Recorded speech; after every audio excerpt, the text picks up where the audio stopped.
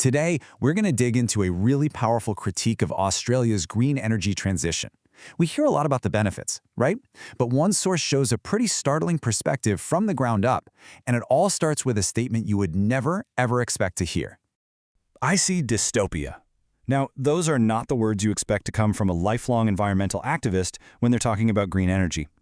This quote from Steven Nacowski is what kicks off this whole story.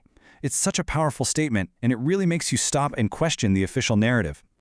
And that's the big question here, isn't it? Why would someone who's dedicated his life to protecting the environment, a self-described greenie, believe that the very policy designed to save the planet is actually an environmental catastrophe? It's a huge paradox, and it's one that we really need to look at more closely. So who is the man behind that pretty shocking statement? This is Steven Nacowski. He's an environmental activist who argues that Australia's net zero policy is, in his words, one of the greatest environmental disasters of our time. For the last 4 years, Nacowski has been on this massive mission. He's been tracking every single road, every transmission line, every wind turbine and solar panel that's being proposed or built. He's documenting what he calls the devastation that this green revolution is actually causing on the ground. So what does this footprint actually look like? Well, the numbers that Nacowski has put together are, honestly, they're staggering, and they really paint a picture of the true scale of this whole transition. Okay, first up, transmission lines. According to the government's own figures, the plan calls for 10,000 kilometers of new lines just to connect all these renewable projects. That is a massive amount of infrastructure that's going to be crisscrossing the country. And how about the wind towers themselves? Nacowski's mapping shows that right now, there are another 31,000 wind towers in the approval pipeline. Yeah, you heard that right, 31,000. And that's on top of all the ones that have already been built. So, you add all that up, what do you get? The total land area, the spatial footprint that's needed for this green energy superpower idea is estimated to be 7 times the size of the entire state of Tasmania.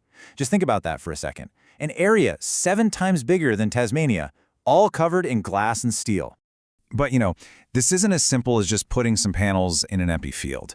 Nacowski describes what's happening as a new industrial revolution, and it involves a huge, huge engineering effort. Look at what it actually takes. Wind farms are often built in these really rugged, mountainous areas. So to get there, they have to clear these massive haulage roads. Some are 70 meters wide. Then, because the ground's not flat, they literally have to dynamite the tops of mountains to create flat, concrete bases. And all of that is just so they can transport these enormous 80-meter-long turbine blades to the site. And to put that into perspective, the source points to just one single wind farm project that needed 1,100 hectares of land to be cleared. And get this, that wasn't even for the turbines themselves. It was mostly for the roads they needed to get the parts up into the mountains. So clearing that much land, especially in these remote, wild places, it obviously comes with a major environmental cost. And it's a cost that Nacowski argues is just being completely ignored.